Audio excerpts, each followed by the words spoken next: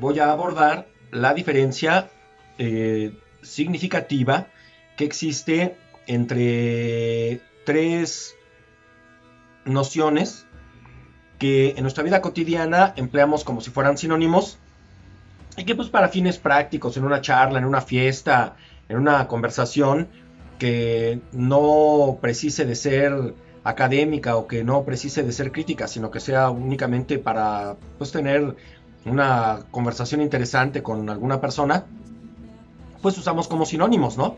Pero que no necesariamente lo son, es más, inclusive a mí me parece que no son sinónimos, y me parece también que a Kant tampoco le parecía que fueran sinónimos. Estas tres nociones son forma, modo y manera. Denme la oportunidad de ofrecerles cuál es la diferenciación que he concluido se presenta entre ellas, de manera que pues, cuando somos más críticos no las empleemos como sinónimos. A lo largo de mis charlas, a lo largo de las clases que ofrezco y a través de tantos años que tengo de dar clases, he enfatizado siempre la importancia que juega el papel biológico en la existencia de los seres humanos. Constantemente escuchamos que lo biológico ya no nos determina, que lo biológico pues es una parte muy pequeña de lo que la existencia humana es y que lo más importante y relevante es lo cultural. No puedo estar yo de acuerdo con ese tipo de posturas, principalmente por lo siguiente, que además es contundente e innegable. Nuestro cuerpo es biológico. Punto. Nuestro cuerpo no es cultural, nuestro cuerpo es biológico, es una entidad viva resultante de nuestra información genética, contenido en nuestro ADN. Y como tal, tiene sus propias formas operativas biológicas. Esto quiere decir, la cultura no interviene en la forma en la que opera nuestro cuerpo como una entidad viviente. No porque pensemos que la muerte no existe, la muerte deja de existir. No porque pensemos que la vida no está dada la vida. ¿Sale? No porque pensemos que si pierdo el brazo me va a volver a crecer, me va a volver a crecer. No porque me hagan creer que rezándole al santo me va a volver a salir la pierna, si la perdí en un accidente me va a volver a salir la pierna.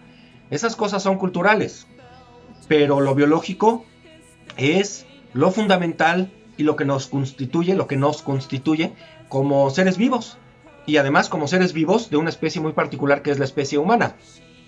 Esto quiere decir que estamos facultados, o si gustan así, limitados, dependiendo si son optimistas o pesimistas. Si son optimistas, pues entonces diremos que estamos facultados. Si son pesimistas, pues diremos que estamos limitados, ¿no? Como lo quieran ustedes entender. Pero estamos facultados o limitados por nuestro cuerpo. Lo que podemos hacer es lo que nuestro cuerpo nos permite hacer.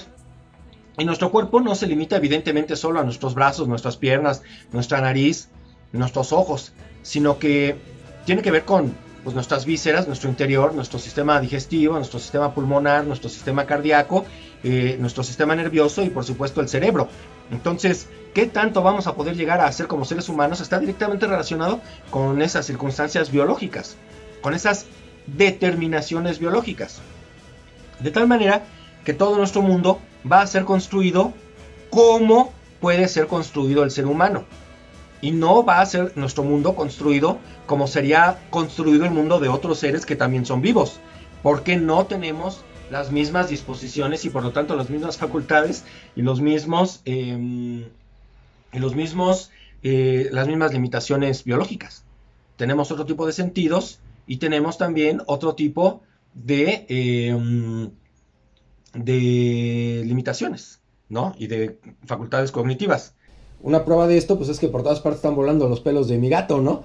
O sea, el gato suelta pelos porque es una entidad biológica, no porque alguien le haya dicho que tiene que soltar pelos, ¿se entiende? O sea, lo sueltan porque así pasa, no pueden evitarlo.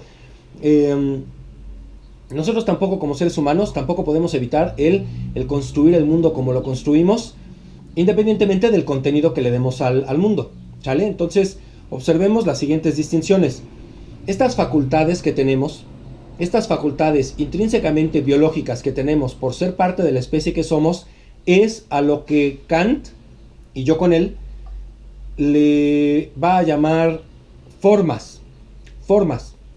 Cada vez que Kant en sus textos utiliza la palabra forma, en alemán Forme, así tal cual, la toma de latín, va a estar hablando de aquello que hoy en día llamaríamos lo intrínsecamente biológico. Nuestras facultades que forman parte de nosotros en tanto que somos espécimen de una especie. Estas son las formas. Y tenemos formas tanto sensibles como formas racionales cuando estamos hablando del mundo de lo cognitivo, ¿sale? Del que ya hemos hablado en otras ocasiones. O sea, de aquello que nos permite pues ser afectados por el mundo, después representarlo para reconstruir nuestro propio mundo en un primer momento subjetivo, ¿sale? Entonces tenemos las formas de la sensibilidad, y esa es la palabra que Kant emplea y que también constantemente empleo yo en mis clases, esa expresión. Las formas de la sensibilidad pues son los 5 sentidos: la vista, el olfato, el tacto, el oído y el gusto. Tal vez tengamos ese sexto del que hemos hablado también y hemos hecho mención, que será el termostato, o sea, la capacidad de ser afectados, influidos por la temperatura exterior, de manera que podamos nosotros reconstruirla como hace frío o hace calor. Pero estas formas operativas para todos los seres humanos operan biológicamente hablando igual, ¿sale? La vista lo que hace es captar la luz y nuestro cerebro genera cuadros de imagen mental visual. Todas las entidades biológicas que tienen sentido de la vista, así es como opera. Lo mismo pasa con el oído. El oído, pues, es el sentido que le permite al cerebro recibir estímulos que se encuentran en el aire, convertirlos en impulsos eléctricos, y el cerebro genera con ello cuadros de imagen mental auditiva. Y todos los sentidos del oído, de todos los seres que tengan sentido del oído, operan de la misma forma. Eso no quiere decir que todos vayan a traducir el estímulo con el mismo contenido, y mucho menos que le vayan a dar la misma significación. Pero lo que sí implica es que el cerebro opera igual y que el oído opera igual para todos. O sea, compartimos de forma universal esas operaciones corporales. Y a eso se le conoce como forma, ¿sale? O sea, forma es lo que todos compartimos como humanos en el operar de nuestro cuerpo. Estas serán las formas. Y en el plano del epistemológico, pues están las formas sensibles y las formas cognitivas, y las formas intelectuales, ¿sale? Las formas racionales, que van a ser las que van a reconstruir la información brindada por los sentidos. Esas son las formas. Todos los especímenes de una misma especie comparten las mismas formas. Los modos también son compartidos, y los modos son los resultados de la operación, de la operatividad de las formas, ¿sale?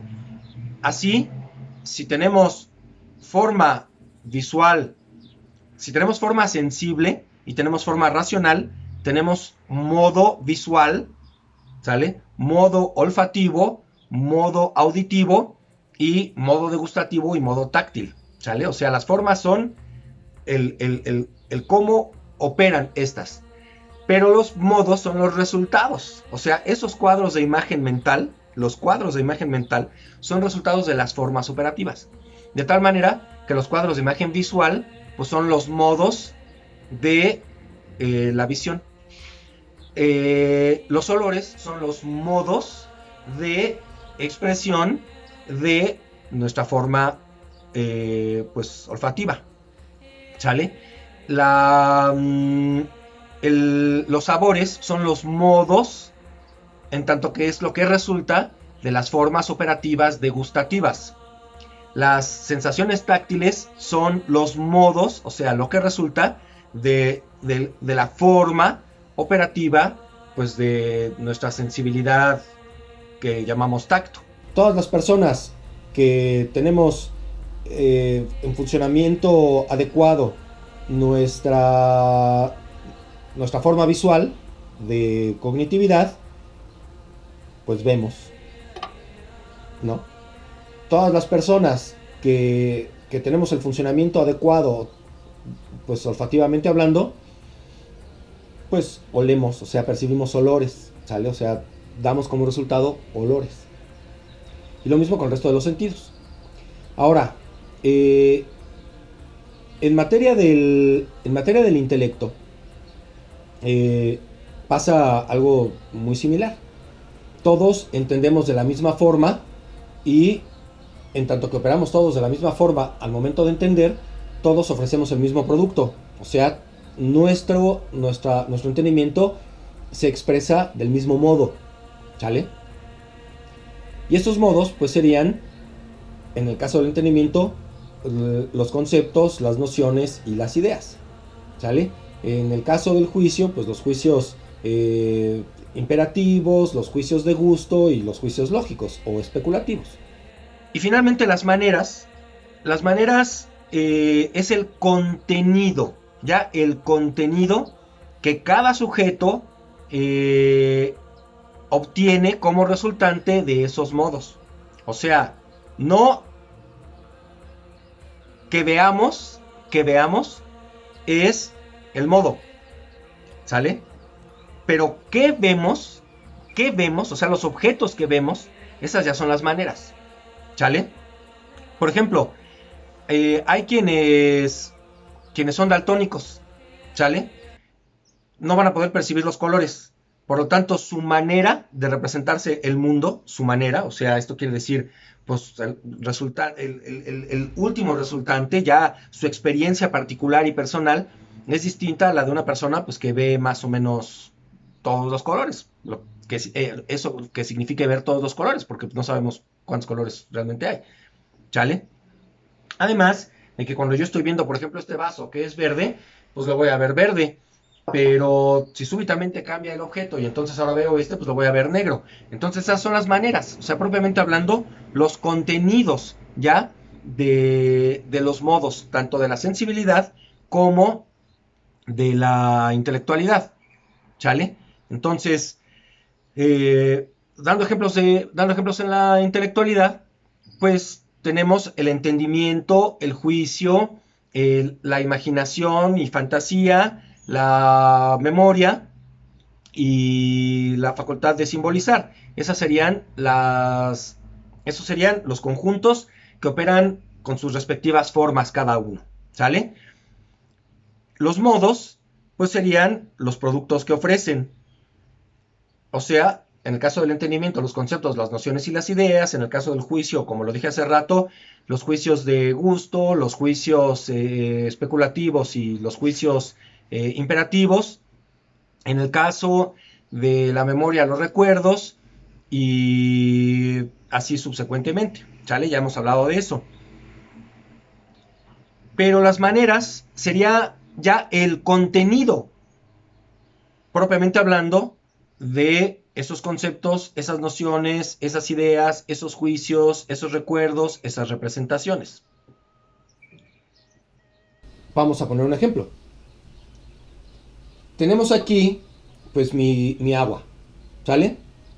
Y entonces, pues la olfateamos. Y huele a tan de uva. Valga el comercial, ¿no? Huele a polvito de sabores de uva. O al menos a lo que nos dice que huele la uva, porque pues, propiamente hablando no huele así la uva, ¿no? Pero entonces, percibimos un aroma. Cualquier persona que aspire va a percibir el aroma y el cerebro va a operar de las mismas formas, junto con el olfato va a operar de las mismas formas al momento de estar siendo estimulado y de representarse el aroma. Y debido a ello va a generar el concepto de aroma, ¿sale? Pero si ese aroma es aroma de uva, pues va a depender de cuál sea propiamente el objeto y de qué tan hábil sea, de qué tan fina sea el olfato de la persona, y que en conjunción dan como resultado el contenido del concepto de olor para este caso en particular. Esas son las maneras, ¿sale? Como conclusión, las formas son universales. Recuerden que universal significa que todos los miembros de un conjunto son parte de eso, ¿sale? Entonces las formas son universales y abstractísimas. Esto quiere decir son solamente operaciones cognitivas, lógico-cognitivas o sensible-cognitivas. Los modos son los resultados de esas operaciones, que también todos compartimos más o menos. Y las maneras van a ser el contenido, ya en lo particular, al que hace referencia ese resultado. Entonces, es importante que se entienda también esto para lo que continúa en el resto de las, pues de las clases. ¿Sale? Entonces, aquí vamos a hacer ya un corte.